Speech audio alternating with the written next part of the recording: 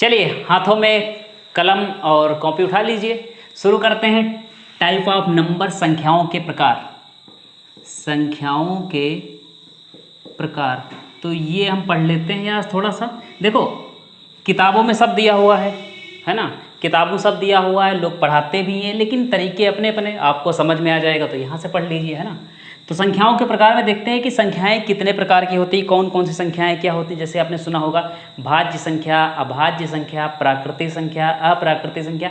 इतनी संख्याएं जितने आपने सारी सुन रखी हैं या नहीं सुन रखी, सारी चीज़ डिस्कस कर लेंगे। बस ये है, आपसे छोटी सी रिक्वेस्ट है, आप लास्ट तक बने रहिएगा। अगर तब भी आपको वीडियो ना पसंद आए तो डिसलाइक एक नहीं 10 फोन से कर देना, ठीक है। चलिए तो पहली चीज देखते हैं प्राकृतिक संख्या। प्राकृतिक संख्या, देखो प्राकृतिक संख्या जितनी आप संख्याएं आप देखते हो 1 2 3 4, ये सब संख्याएं क्या है आपकी प्राकृतिक संख्याएं। तो इनको कहा जाता है 1 से लेकर के 1 2 3, ये संख्याएं कहाँ तक, अनंत तक की। ये सारी संख्याएं जो सेट होते हैं ये सब क्या बोली जाती है आपकी हैं प्राकृतिक संख्या या नेचुरल नंबर। तो ये आपकी होगी प्राकृतिक संख्या। अच्छा प्राकृतिक अगर है, आपसे पूछा प्राकृतिक, तो अप्राकृतिक क्या है, अप्राकृतिक। तो अप्राकृतिक में आती है, इसको बोलते हैं इमेजिनरी नंबर, आई से डिनोट करते हैं, और इसको होता है -1, अंडर रूट के अंदर -1। तो ये आपकी काल्पनिक संख्या बोली जाती है। अगर आपने इंटरमीडिएट में पढ़ा होगा तो कॉम्प्लेक्स नंबर या सम्मिश्र संख्याएं, उसमें इसका प्रयोग होता था। चलिए प्राकृतिक संख्या अगर समझ गए हैं तो अगली संख्या देखते हैं हम लोग हैं होल नंबर, जिसको बोलते हैं पूर्ण संख्या। पूर्ण संख्या, तो पूर्ण संख्या क्या है भैया, देखिए पूर्ण संख्या का मतलब होता है, जैसे हमने प्राकृतिक बताया था, नेचुरल नंबर बताया था, तो प्राकृतिक संख्या में लोग जीरो को शामिल नहीं करते हैं, इसमें जीरो को भी शामिल कर लेते हैं। तो जीरो भी हो गया और आपका नेचुरल नंबर या प्राकृतिक संख्या हो गई। ये आप अच्छा समझ लीजिए। देखो आपको पहली बात तो जानकारी होना जरूरी है, दूसरी चीज़ ये एग्जाम में आ जाता है तो कहीं ना कहीं कन्फ्यूजन बन जाती है इन चीज़ों को लेकर के। अगली चीज़ देखते हैं जो आपको पता होगी, सबको पता है, जिसको कहते हैं सम संख्या या इवन नंबर, ठीक है। तो ये सम होती, इवन होती, तो सम क्या मतलब, सब समझते हो ना किसको बोलते हैं। सम का मतलब 2 से कट जाएं, और 2 से कट जाएं से 2 होती हैं, 4 होती हैं, 6 होती, तो ये संख्याएं क्या होती हैं आपकी सम संख्याएं होती हैं। अगर परिभाषा में लिखा जाए तो 2 से पूर्ण विभाजित जो हो जाएं वो सब क्या होती हैं आपकी सम संख्याएं होती हैं। अगली चीज़ अगर देखें तो विषम संख्या, ये भी देख लो क्या है, 4th नंबर है विषम संख्या। विषम जिसको बोलते हैं ऑड, ठीक है, ऑड नंबर्स। तो ये विषम जो होती है ये 1 3 5 7, ये आपकी सब क्या होती है। आगे देखते हैं, तो अब हम इसको हटा दें तो अगली संख्या आपकी आती है, जैसे होती भाज्य संख्या, अभाज्य संख्या, ये सारी चीज़ें क्या होती। और आप हाँ लिखते चलना भैया, क्योंकि थोड़ा बहुत लिखते रहोगे तो आपकी प्रैक्टिस हाथों की होती रहेगी, अच्छे समझ में आएगा ज़्यादा, ठीक है। चलिए अगली आपकी होती है प्राइम नंबर, जिसको बोलते हैं अभाज्य संख्या। अभाज्य संख्या ये प्राइम नंबर है। अभाज्य संख्या क्या है ये भी समझ लो। नेचुरल नंबर समझ लिया, पूर्ण संख्या समझ लिया, सम समझ लिया, अब विषम भी समझ लिया। अब देखते हैं अभाज्य क्या है। देखो ये अभाज्य संख्या ऐसी संख्या होती है, परिभाषा की बात करें, जो स्वयं के अलावा किसी और से विभाजित ना हो। बात समझे, किसी और से पूर्णतया ना कटे। जैसे हम बात करते हैं कि मान लो सबसे पूछा सबसे छोटी अभाज्य संख्या कौन है, सबसे छोटी अभाज्य संख्या कौन है। तो देखो एक क्या हो सकती है, आप अगर बात करें एक की तो किससे एक कट सकती है। तो आपने कहा सर एक से कट जाएगी, तो बताओ क्या कट पाएगी, एक एक का नेक, कोई फर्क पड़ा एक पर, नहीं पड़ा ना। आगे लेते हैं 2, तो देखो 2 किससे कट सकती है, कहा 1 से कट पाएगी, 1 2 2, कोई फर्क पड़ा नहीं पड़ा। किससे कट जाएगी, 2 सिर्फ और सिर्फ 2 से कटेगी, ध्यान रखना इस बात को। 2 1 2 और कट गई। तो क्या हम कह सकते हैं सबसे छोटी अभाज्य संख्या कौन हो गई। तो सबसे सवाल पूछा जाता है, ध्यान रखना, बहुत बार पूछा गया है, सबसे छोटी अभाज्य या सबसे छोटी जो आपकी है कौन सी हो गई, 2 हो गई। सबसे छोटी अभाज्य संख्या 2 हो गई। अगर हम बात करें 3 की बात करें, 3 भी हो सकती है, क्योंकि 3 किससे कट सकती है, सिर्फ 3 से, 1 से कटेगी कोई फर्क ही नहीं पड़ेगा। अगर हम बात करें 4, तो 4 2 से भी कट जाएगी, 4 से भी कट जाएगी, तो ये अभाज्य संख्या नहीं है। 5 हाँ 5 है, 7 भी है। 9 की बात करें तो क्या 9 है, नहीं है, क्योंकि 3 से भी कट जाएगी। 11 हाँ 11 है। जो स्वयं से ही कटे, जैसे कुछ लोग होते हैं ना, उनको बाहर वाले भी पीट देते हैं, घर वाले भी पीट देते हैं, तो ऐसे लोग क्या हो जाएंगे, अभाज्य नहीं होंगे। जिनको कोई भी ना पीट पाए, उनके घर वाले ही पीटे, उनके ही लोग मारे पीटे, ठीक है, तो वो क्या होते हैं, अभाज्य, वो होते हैं प्राइम नंबर, ठीक है, प्राइम नंबर, ठीक है, क्लियर है। अगला देखते हैं, इसी का विपरीत जो होता है, एंटोनिम जो होता है, उसको बोलते हैं भाज्य, कॉम्पोजिटिव नंबर, भाज्य, भाज्य संख्या, ये भी समझ लो। अच्छा, इसको बताया कि ये ऐसे बाहुबली हैं, सिर्फ इनको घर वाले ही पीट सकते हैं, ठीक। और भाज्य क्या होता है, गली गली जो मिलता है कोई ना कोई इसको काट पीट देगा। जैसे हम बात करें, सबसे छोटी पूछा था, सबसे छोटी भाज्य संख्या कौन सी है, तो क्या एक है, एक कोई काट सकता है, ना तो ये खुद से कटेगी ना कोई दूसरा काटेगा। दो की बात करें तो दो को क्या होता, केवल स्वयं काट पाएगा। और भाज्य की बात ये होती है, परिभाषा ये होती है कि इसको स्वयं से भी कटे और ये दूसरी संख्या से भी कट जाए, अपने सिवाय किसी दूसरे से कटे, ध्यान रखना, अपने सिवाय किसी दूसरे से कटे। तो ये अपने सिवाय किसी दूसरे से क्या कट सकती है, दो से ट्राई कर लिया, कट गई, लेकिन किसी और से कट पाएगी, खत्म हो पाएगी, नहीं हो पाएगी, तो ये हम नहीं ले सकते। कौन सी हो सकती, तीन, ये तीन से कट सकती है और किसी से कट पाएगी, नहीं कटेगी, कोई फर्क नहीं पड़ेगा, तो ये भी नहीं ले सकते। एक की तो गिनती ही नहीं है, ठीक है। चार, ध्यान देना, चार, चार, चार से भी कट सकती है और दो से भी कट सकती है।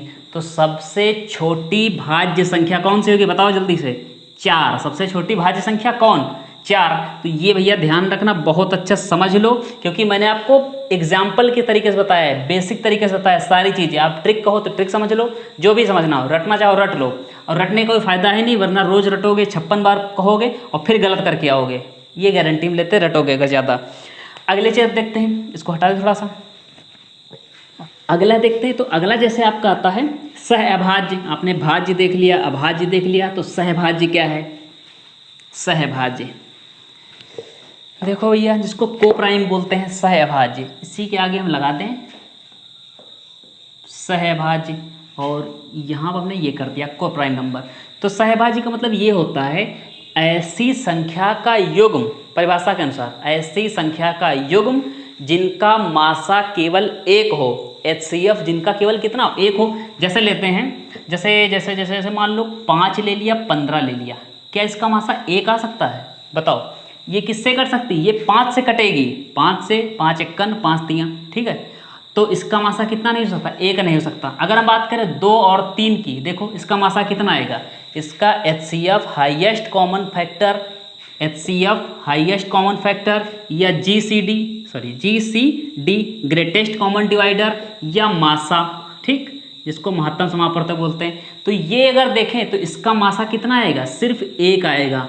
अगर हम बात करें 5 और 7 की, 5 और 7 की, इसका मासा भी कितना आएगा, एक आएगा। 11, 13 और 13, 11 एंड 13, इसका भी HCF कितना आएगा, एक आएगा।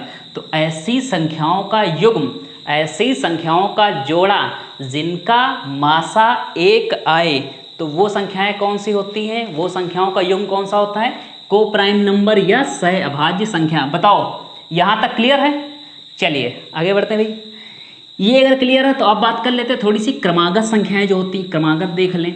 वैसे इसकी आवश्यकता नहीं होगी, इसके आगे क्वेश्चन करा देंगे, वो आसानी से हो जाएंगे। चलिए क्रमागत की बात कर लेकर, क्रमागत तो क्रम से आने वाली, जैसे हम कहें 4, तो 4 का क्रमागत कौन सा है, 4 की क्रमागत 5, 5 की क्रमागत 6 की क्रमागत 7 की क्रमागत 8 की क्रमागत 9, ऐसे बनेगा ना।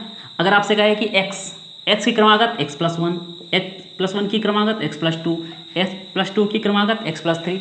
अगर हम बात करें y minus minus minus minus minus m-2, चलो इसकी क्रमागत बताओ कौन सी हो सकती है। तो इसकी क्रमागत एक जोड़ते चलो, बस कुछ नहीं करना है, तो ये हो जाएगी y-m-2+1, हो गया। अगली बढ़े, y-m-2 और +2, हो गया। ऐसी और अगर जाएंगे तो y-m और -2 और +3, ये बन गई क्रमागत है। समझ रहे हो ना, कितना भी हाईएस्ट उठाएं, हमने उठा लिया ऐसा सवाल जो शायद आप सोच रहे हो कि कठिन दिख रहा है, कठिन दिख रहा है, इसलिए उठा लिया कि आपका डाउट क्लियर हो जाए। देखो ये 4 था, 4 में +1 ही तो किया, यहाँ पर 4 में +1 किया तो अगली आ गई 5 में +1 किया तो अगली आ गई, क्रमागत मतलब यही है। x में +1 किया तो x + 1, इसमें +1 किया तो x + 2। तो ये क्रमागत की सीरीज है, ये क्रमागत की सीरीज बनी। ये मैंने आपको संख्या दे दी y - m - 2, इसको क्रमागत बनाना, एक जोड़ दिया ना, तो ये इस प्रकार से बन जाएगी। कितने बनेगी? -1। इसको किया तो 2 से 2 कट गया तो केवल बचा y - m। इसको किया तो ये बन जाएगा y - m और +1, ऐसे बनेगी ना। तो ये क्रमागत हो गई। अब क्रमागत अगर आप समझ गए हो तो इसी में निकलता है क्रमागत सम और क्रमागत विषम, इवन या ऑड। ठीक, तो क्रमागत सम क्रमागत विषम की बात करें तो क्रमागत सम 2 का क्रम कौन होगा? सम में 4, 4 का 6, पहाड़ा पढ़ते जाओ, 2 का पहाड़ा है ना, ये तो पढ़ा ही होगा। विषम में देख लेते हैं 1 3 5 कितना 7, इस प्रकार से आपके निकलते आएंगे। बताओ यहाँ तक जितना आपको पढ़ाया, जितना बताया, सब क्लियर है? देखो सारी चीज़ क्लियर होनी चाहिए, ऑल क्लियर ना हो। एक बार पढ़ा रहे हैं, पीछे साफ हो रहा है, ये चीज़ लिख लेना अच्छे से, ठीक है। और लास्ट तक वीडियो देखना, अगर आपको समझ में आ रहा सारी चीज़ें, कम से कम कुछ तो मेहनत का परिणाम निकाल दो। हटा दे इसको, अब फिर सवाल देख लेते थोड़े बहुत इस पर लगा करके।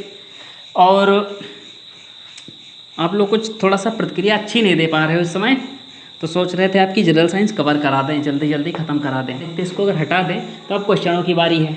क्वेश्चन देखते हैं, क्वेश्चन आपको मिलते हैं। जैसे देखो आपने इतना समझ लिया कि यहाँ तक कि जो भी आपके सवाल बनने हैं संख्याओं को लेकर के, क्रमागत सीख लिया, नेचुरल नंबर सीख लिया, प्राकृतिक, होल, जो भी है आपने सारी चीज़ समझ ली। अब सवाल की तरफ बढ़ते हैं, तो सवाल थोड़े से बहुत पढ़ लिए जाएँ, सवाल किस प्रकार से बनते हैं। अगर मानने की बात करेंगे क्रमागत में, तो वही बता दें कैसे मानते हम लोग हैं। तो अगर कहे 3 क्रमागत मानो तो आपको ऐसे मानना है x + 1, ठीक है, और x + 2, x + 3, इस प्रकार से मानना है। लेकिन मानना वानना कुछ नहीं, मनवाएंगे है नहीं ज़्यादा, ठीक। मन आए मानो, न मन आए ना मानो, बैठे रहो मुँह फुलाए, ठीक। अगले सवाल की तरफ देखते हैं। अगला सवाल क्या, पहला ही सवाल है। तो एक चीज़ आई थिंक बस बताना भूल गया, वही बता दें आपको। एक पूर्णांक आता है, पूर्णांक संख्याएँ कुछ होती थी, वो बता दें। अच्छा याद आ गया, इंटीजर इसको बोलते हैं, इंटीजर। तो इसमें होती है 2 प्रकार के पूर्णांक बनते हैं, 2 प्रकार के, एक होता है धन पूर्णांक और एक होता है ऋण पूर्णांक। धन पूर्णांक का मतलब होता है कि जो 1 2 3 4 ये सब पूरी संख्या हो। पूर्णांक का मतलब पूरी संख्या, कटी पिटी ना हो, समझ रहे हो ना, कटी पिटी। 2.3335 22/7, 3.141414, ये क्या है आपकी कटी पिटी संख्याएं हैं, समझ रहे हो ना थोड़ा सा। ऋण पूर्णांक में क्या हो जाएगा, ऋण पूर्णांक में -1 -2 -3 -4, जैसे कक्षा 7 में संख्या रेखा बनाते थे, याद आ गया मुझे भी, संख्या रेखा बनाते थे। तो यहाँ से लेते थे 0, फिर होता था आपका 1, फिर होता था 2, फिर होता था 3, ऐसे ऐसे ऐसे ऐसे कहाँ तक जाती थी, अनंत तक। तो इधर कैसे करते थे, इधर रखते -1 -2 -3, है ना, ऐसे ऐसे, और कहाँ तक जाती थी, अनंत तक। तो ये हम कह सकते हैं कि पूर्णांक में क्या होता है आपका, जो पूर्णांक की बात करें पूरी पूर्णांक, तो ये होता है -अनंत से और +अनंत तक, ठीक है, -अनंत से +अनंत तक, ये आपका पूर्णांक कहलाता है। क्लियर हो गई सारी चीज़ें। चलो अब सवाल की तरफ देख लें थोड़ा सा कि सवाल कैसे आपके बनते हैं।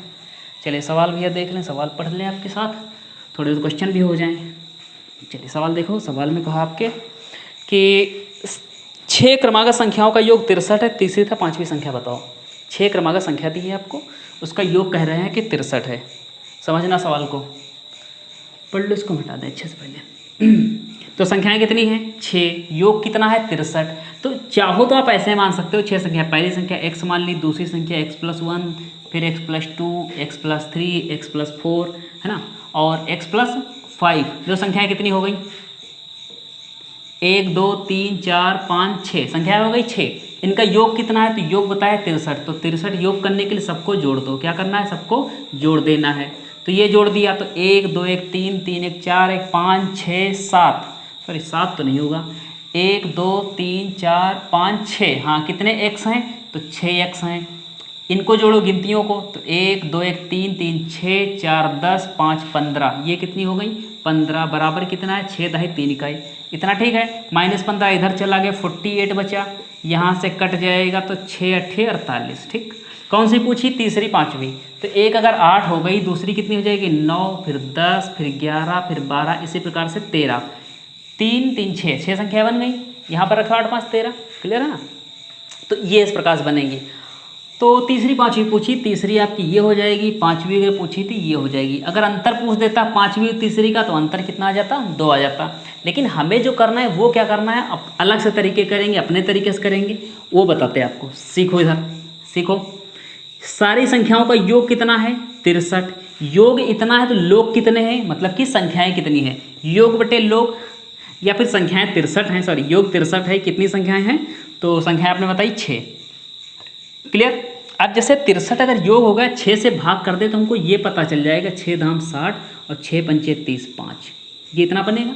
हमको ये जो मिला 10.5, ये बिल्कुल बीचों बीच का मान है, मीडियन है, मध्यमान है। अगर ये मध्य में है तो ये बताओ इसके आगे की संख्याएं कितनी होंगी, 3, और इसके पीछे भी संख्याएं कितनी होंगी, 3। मतलब 10.5 से बड़ी संख्याएं जो होंगी वो कितनी होगी, 3। पहली संख्या 11, 11 के बाद 12, 12 के बाद 13, 3 हो गई। 10.5 से पहले कितनी होंगी, तो 10, 10 से पहले 9, 9 से पहले 8, इतनी संख्या हो गई। क्लियर है। तो ये संख्या आपकी क्रमागत हो गई, 8, 9, 10। इसको क्यों नहीं लेंगे, क्योंकि इसको इसलिए नहीं लिया था क्योंकि ये क्रमागत कहाँ थी, क्रमागत में बताया था कि क्रम से आए, एक प्लस करके आए, ये आई कटी पिटी, तो इसको हम नहीं ले सकते हैं। अगर ये भी 12, 13, 10 कुछ होती, पूर्ण रूप से होती तो हम ले लेते इसको, इसलिए नहीं लिया। तो 10.5 इसका कोई गिनती नहीं है। तो 1, 2, 3, 4, 5, 6 संख्या हो गई। तीसरी संख्या आपकी 10 है, पाँचवीं संख्या आपकी 12 है। यही पूछा था। इसी सवाल को मद्देनजर रखते हुए अगले सवाल की तरफ बढ़ते हैं। इसको हटा दे, स्क्रीनशॉट लेना चाहो तो ले लो, वरना कोई आवश्यकता खास है नहीं इसमें। चलिए सवालों की तरफ बढ़ते हैं, अगले सवाल की तरफ। चलिए अगले सवाल की तरफ बढ़े भाई। अगले सवाल में कहा 7 क्रमागत संख्याओं का योग 91। 7 क्रमागत संख्याएं हैं जिनका योग कितना है, 91। फिर कहा है तीसरी तथा छठवीं संख्या ज्ञात करो। थर्ड संख्या और सिक्स्थ संख्या, तीसरी और छठवीं संख्या ज्ञात करना है, मतलब कि थर्ड और कौन सी, छठी, ये संख्या आपसे पूछ रहा है। क्या करना है, सिंपल सा है। योग कितना है, 91, लोग कितने, मतलब कि संख्याएं कितनी, 7। 7 से किया, क्रमागत है, क्रमागत संख्याएं, तो 7 से किया 13, 7, 91, ये आ गई बिल्कुल बीचों बीच की। बीच में कितनी है, 13 है। तो ये बताओ अगर बीच में मालूम हो गया 7 लोग थे, बीच में है 13, तो इसके ऊपर कितने होंगे, तो इसके ऊपर होंगे 3 लोग। इसके आगे भी कितने होंगे, ऊपर मतलब 3 और नीचे मतलब 3। तो यहाँ से बढ़े 13 के आगे कौन सी, 14, 14 के बाद 15, 15 के बाद 16, 3 इधर सेट हो गए। ऊपर जाओ 3, 13 से पहले 12, 12 से पहले 11, 11 से पहले 10, हो गई।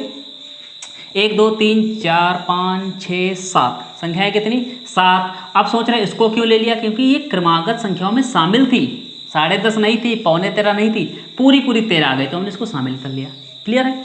जो भी आपसे पूछे, तीसरी पूछे, तीसरी ये है, छठी पूछे तो छठी पूछा था ना, छठी है 15। अंतर पूछे तो अंतर निकाल दो, ना पूछे तो कोई बात नहीं। आगे सवाल की तरफ बढ़ते हैं जल्दी से।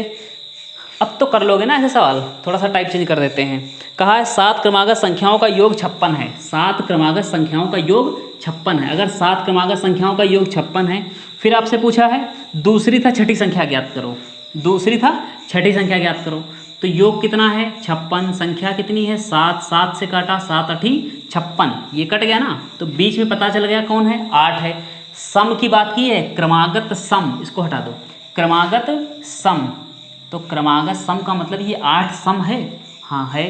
तो ये बताओ इसके बाद में कितनी होंगी संख्याएं, जब ये बीच में है तो बाद में कितनी होंगी, 3 बाद में होंगी, 3 ऊपर 3 नीचे, तो 8 के बाद कौन सी सम आएगी, 9 नहीं, सम, तो सम होगी 10, 10 के बाद सम कौन सी है, 12, 12 के बाद सम कौन सी होगी, 14।